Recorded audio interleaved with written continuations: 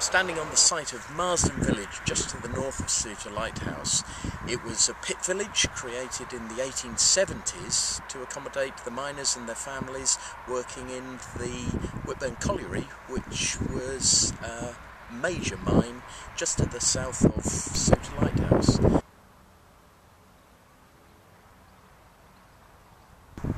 The site of Marsden Village is part of what's called the Leas. The Leas is an area of clifftop grassland that is the green lung for South Tyneside. Now, the National Trust acquired this 25 years ago from South Tyneside Council, and it's the work of the council before the trust and a gentleman called John Reed. Many local people will know the John Reed Road, which is one of the major roads in South Tyneside.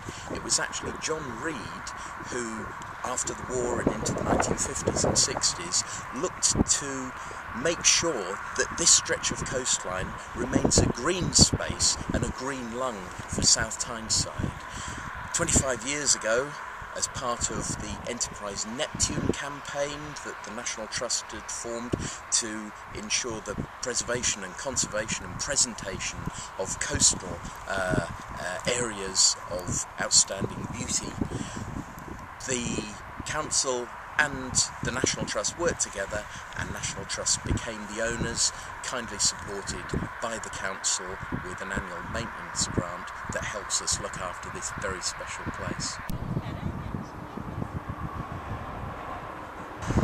Part of our celebration of our 25 years of ownership of the Leas is actually the continuation of the use of this as a vibrant green lung.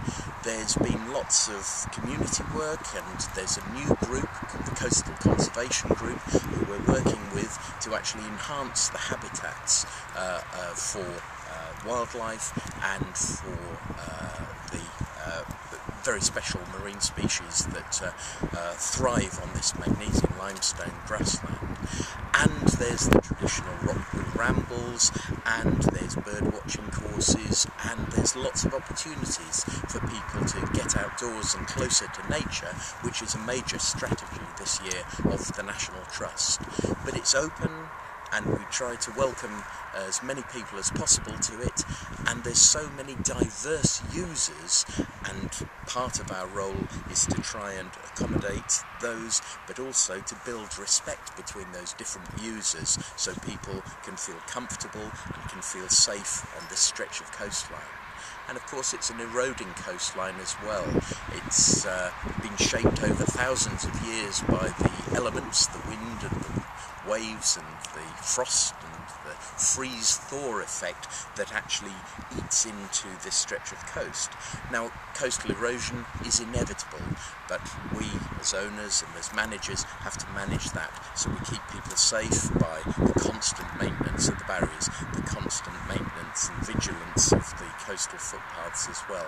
So it's keeping the nature of the outdoors in every sense, but it's also trying to inform people and keep people safe.